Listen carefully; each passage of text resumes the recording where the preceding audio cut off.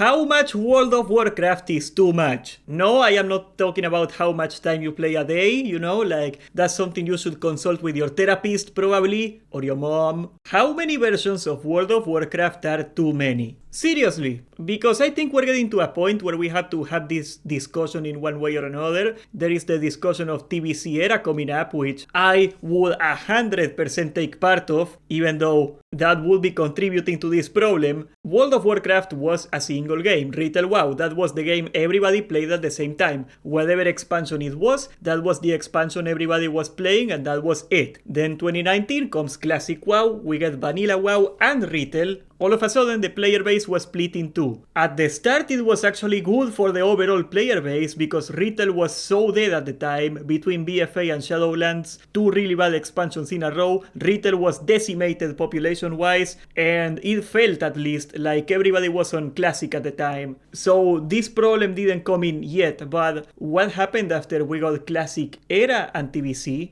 Classic TBC, what happened after we got Wrath of the Lich King and Classic Era and Retail WoW, what happened when we got Cataclysm and Season of Discovery and Classic Era and Retail WoW, and that brings us to today. We have Anniversary TBC coming up at the end of this year, we're gonna have Pandaria at that time too, we are gonna have Classic Era, we are gonna have Season of Discovery Era. The World of Warcraft player base is very split, and at first it doesn't seem like a big problem. Everybody gets to play the game they want to play. I want to play TBC, I go to TBC. I want to play Era, I go to Era. I want to play SOD for whatever reason, like 2 years after it's over, I can do it, apparently. This is more of a macro problem, really. We are talking about the fragmentation of the entire player base. There is a lot of resentment, I feel, from different players of different versions of the game to each other. You see that with Era, you see the people in Anniversary from Whitemane now clashing with all the seasonal players that got shoved into Anniversary WoW because they want to play something until TBC comes out. You got all the Season of Discovery players there too because Season of Discovery is over and those people are slowly trickling down to Anniversary or somewhere else. And while there is a lot of the population that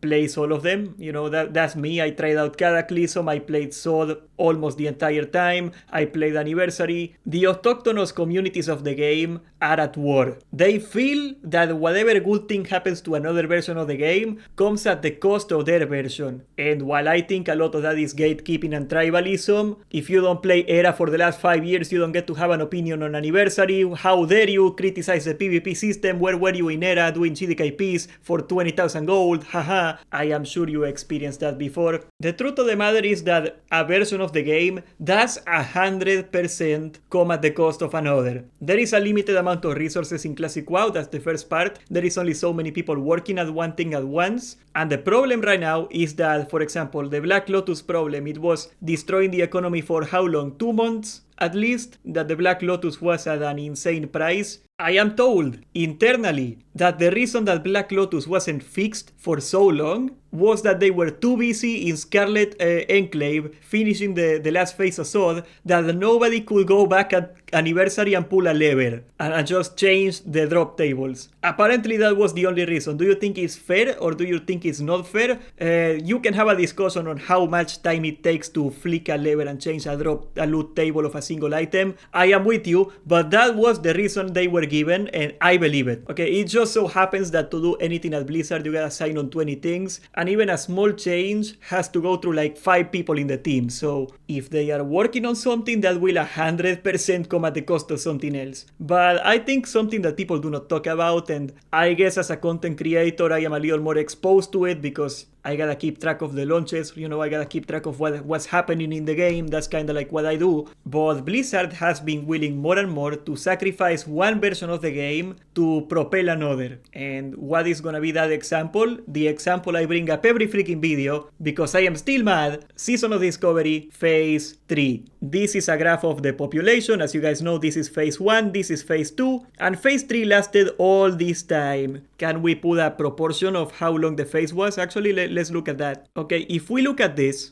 You can see right here, Phase 3 was as long as Phase 1 and 2 combined. To my knowledge, it is the longest phase in all of Season of Discovery, by quite a margin actually. And the reason for that is something else that happened during Phase 3 of Season of Discovery. Because I know it is very easy to forget the timelines of things when you are not in it. I was in it and I had to keep track of this because I was in a very tight schedule. What happened in Phase 3 was Cataclysm Classic. Cataclysm came out about here and it stayed by far the least successful expansion out of all of Classic WoW. There are a lot of reasons for that. I am not gonna go over that in this video, but they stopped supporting SOD for over 3-4 months just so they could boost the launch of Cataclysm. Blizzard is incentivized to get people to resubscribe to the game, right? That's what they do. And the way they do it, since the dawn of mankind, is launching things to make people come back. And to ensure that people come back, if we look at the start of Cataclysm, it was pretty big and then it died. What Blizzard does is they make sure that the launch pops off at any cost. How do they do that? By pushing people from one version of the game or multiple versions of the game to another. If two versions of the game have a major patch at the same time, that is a problem, because that is a wasted opportunity of Blizzard to get people to resubscribe several times and make more money. Rule number 1 of business, never compete against yourself, right? Never compete against yourself. And what now happens that we got 4 different versions of the game, Blizzard has to be extremely careful selecting when they launch every patch, every raid, every expansion, and that will inevitably, because it has happened before, it will mess with every launch. I predict, and you can call me on this later on, you can put this on the bingo,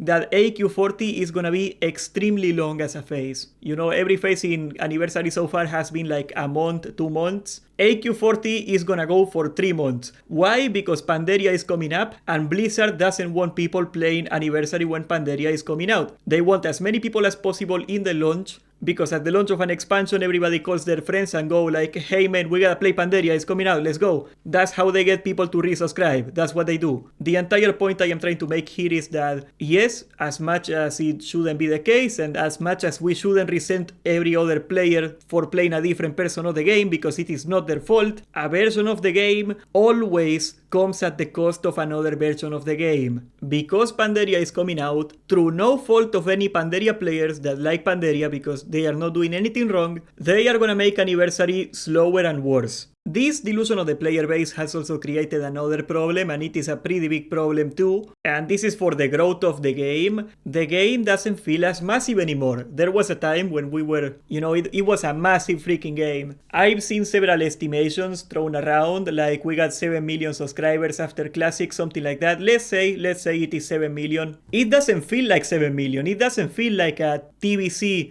number of subscribers. The game feels a lot smaller than that, because yes, they may very well be several millions of people playing the game right now, but they are all in their different bubbles. I got no idea what retail is doing right now. I don't even know the name of the raid that is currently happening in retail. I haven't stepped in Cataclysm since launch. I did Scarlet Enclave once and then I quit. All I know is what happens in Anniversary. For good or for worse, that is pretty much all I am in. So you can imagine, from my perspective, the game is just Anniversary. You know, as far as I am concerned, however many people play Anniversary, that's the amount of people that exist. And that creates problems because, first of all, the content creation is going to be a lot weaker when you cannot concentrate people into a certain community. You know, a bunch of small communities have a much weaker pull into the attention of the public than a big community. The more World of Warcraft is divided, the more that World of Warcraft is out of the general public's psyche. And I do think in the long term, splitting up the game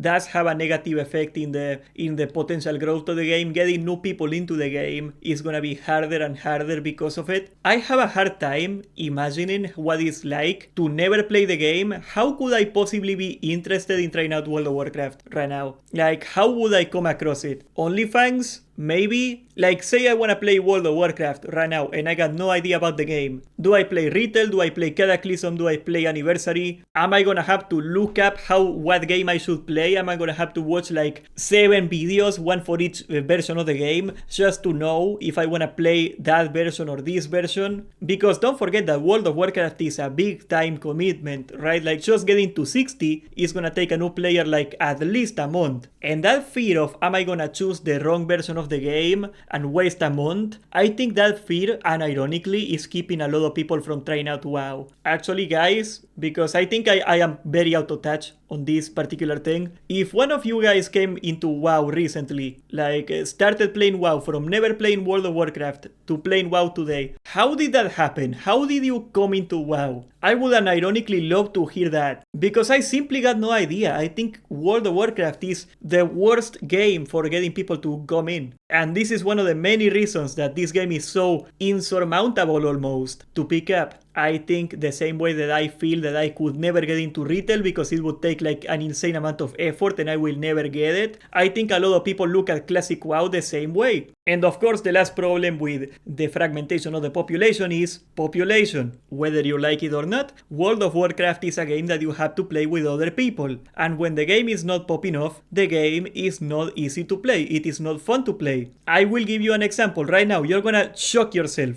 Let me log into Cataclysm. Right here, this is Ferlina, US. This used to be the biggest server in the game, pretty much. As Mongol played in here, a lot of big streamers played in here, and this was the server to be. I rolled into this server because it was so big, and it was going fine. But after Cataclysm declined in population, this is global chat. Global chat is completely empty. It is a Sunday, you know, a day from reset. Everybody should be trying to get the raids done today, and that is not what's happening. I wanted to make fun of the messages, but there is not enough messages to show. It turns out that after I was gone from Cataclysm, for whatever reason, this server died, and then it was taken over by Spanish people. So if you made a character in Cataclysm and you like Cataclysm and you want to keep playing, now I guess you have to speak Spanish. Otherwise, you're gonna have to reroll to a server that doesn't speak Spanish.